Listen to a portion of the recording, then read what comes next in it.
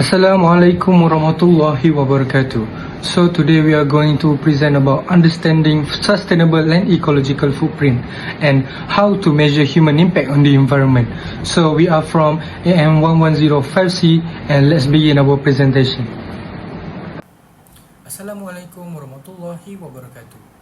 My name is Aikal Daniel bin Razali. And my name is Muhammad Ifan Razik. My name is Muhammad Yakin. My name is Ita Najira. The ecological footprint measure how much land and natural resource people use to support their lifestyle. It shows how much nature we use compared to how much is available. This helps us understand if we are living sustainably, meeting our needs today without harming the future. It is measured in global hectare GHA, showing the amount of productive land needed. If our footprint is bigger than what nature can renew, we are overusing resources. This concept was created in the 1990s to help track human impact on the environment and guide better use of resource for a sustainable future. For the first component for ecological footprint is cropland. Cropland is a limited resource essential for growing food, energy crops and other products. It currently covers about 14% of the Earth's ice-free land. Expanding cropland can harm the environment by reducing biodiversity and damaging ecosystem. To prevent this, the cropland footprint measures how much land is used to produce the goods and services we consume. Scientists suggest keeping cropland use below 15% of the Earth's ice-free land as part of global effort to avoid serious and lasting environmental damage. The carbon footprint is the total amount of greenhouse gas released into the air, mainly carbon dioxide, methane and other measured as CO2. It can apply to individuals, product, companies or countries. For individuals, we can see, for example, emission from daily activity like travel, energy use, food and clothing. Next, for the products such as emission from production, use and disposal. And for the companies, emission from operation, building and equipment. And lastly, for the countries, emission from energy use, industry, import or export and carbon absorption by forests. Carbon footprint helps us understand and reduce our impact on the environment. Lastly, grazing land is the area used to feed animals like cow, sheep and goat, either through natural grassland or specially grown pasture. It is a key part of the ecological footprint and include land use for both grass and extra animal feed.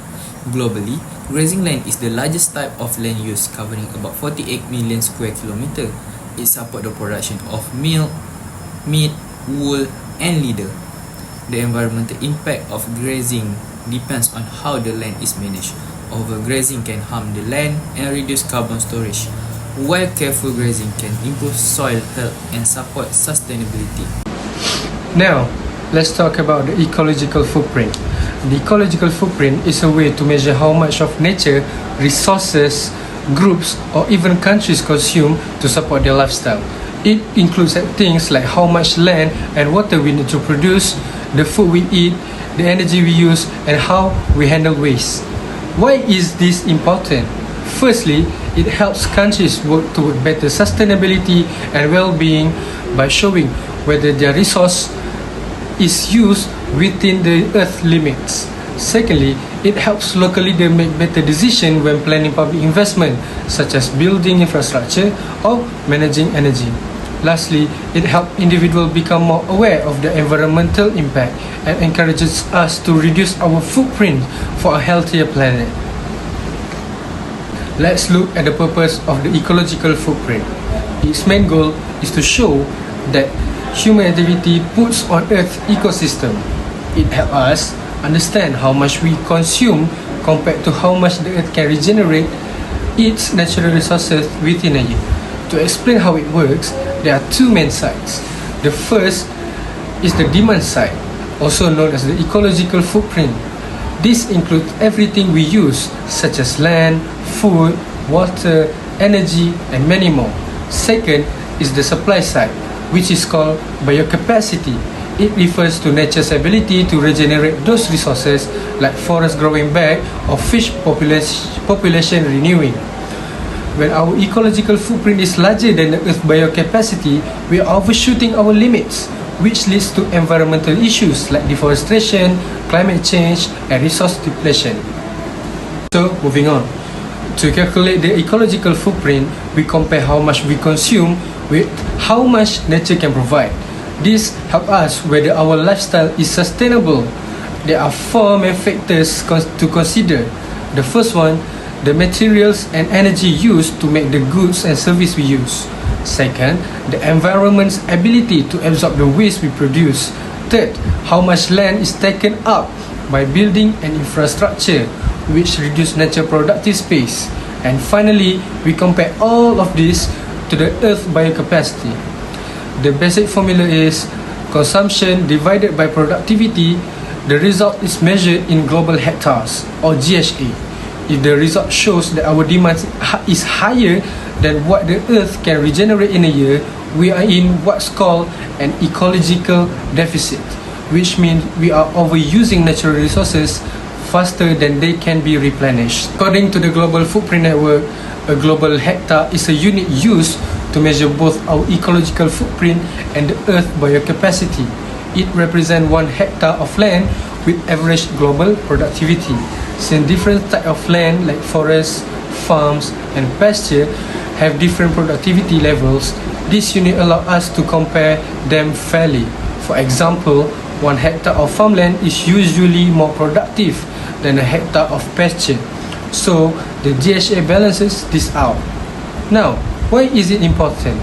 Global hectare help us understand whether we are living within the Earth limits. If our ecological footprint is bigger than the Earth biocapacity, it means we are in ecological deficit, using more than nature can regenerate.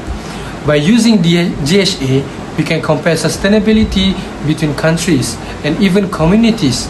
It also helps raise awareness and guide important decisions in resource management, conservation, and sustainable development. So that's all from me. Thank you.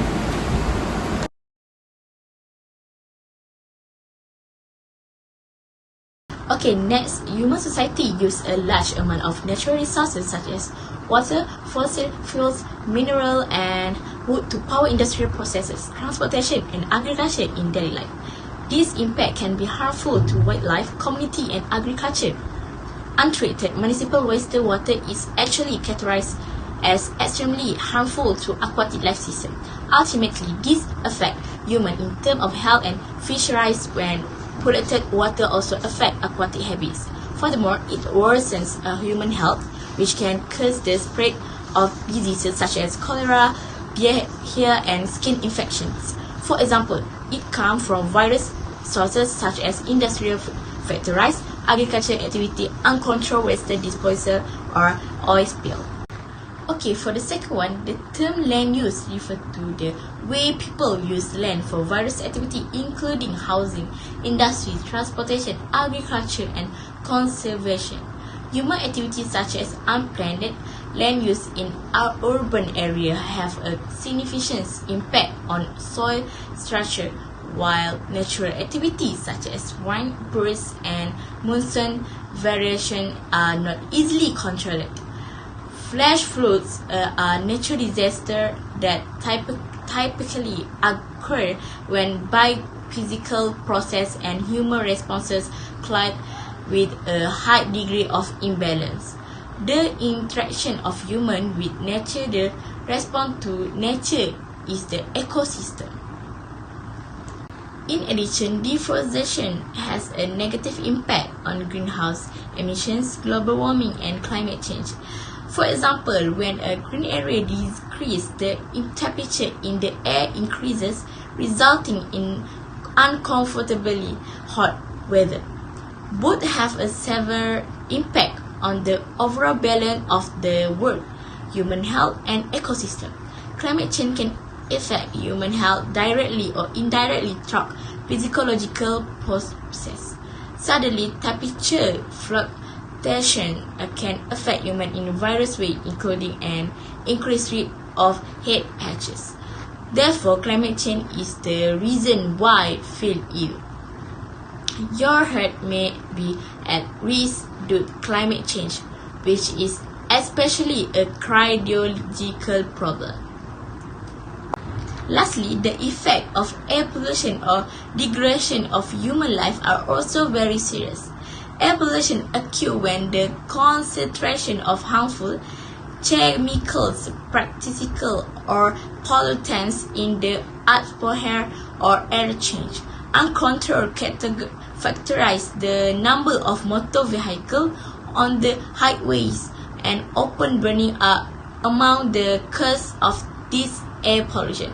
Infection, diseases, and premature deaths are all causes of air pollution, including haze with long-term respiratory disease being the third highest cause of death in the world for humans. Okay, thank you. Next, my name is Aziz and I will be sharing some strategies to reduce ecological footprints. These small steps, when done consistently, can make a big difference in reducing pollution, saving energy, and protecting our planet. Okay, let's start with the first point, which is single-use plastic. Which means these are items like plastic straw, bags, and cutlery that we use once and then throw away. They create a huge amount of waste and often end up in our oceans.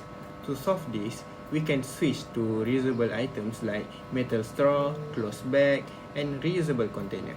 It is a small change, but it helps reduce pollution and protect nature in the long run. Okay, so next, my second point is about saving energy at home. By using energy efficient appliances like LED lights and smart air conditioner, we can reduce our electricity use and lower carbon emissions. Even simple actions like sealing doors and windows to keep the cold air in can help save energy and reduce our bills too. And another way to help the planet is by cutting down on meat, especially beef. This is why. Okay, why? Because producing beef releases a large amount of greenhouse gas. By eating less meat, even just a few days a week, we can reduce our environmental impact and support a more sustainable food system. And lastly, we can focus on reducing waste. The reduce, reuse, recycle rule is something we have all here, but it really works. We can also start composting food scraps and organic waste instead of throwing them in the trash. This keeps waste out of landfills and help enrich the soil. That's all from me. Thank you. In conclusion, the ecological footprint shows how much nature we use and whether the earth can keep up. When our footprint is too large, it harms the environment through pollution, climate change, and loss of biodiversity. By making simple changes such as reducing waste, saving energy, and eating more sustainably, we can lower our impact and help protect the planet for future generations. That's all from us. Thank you.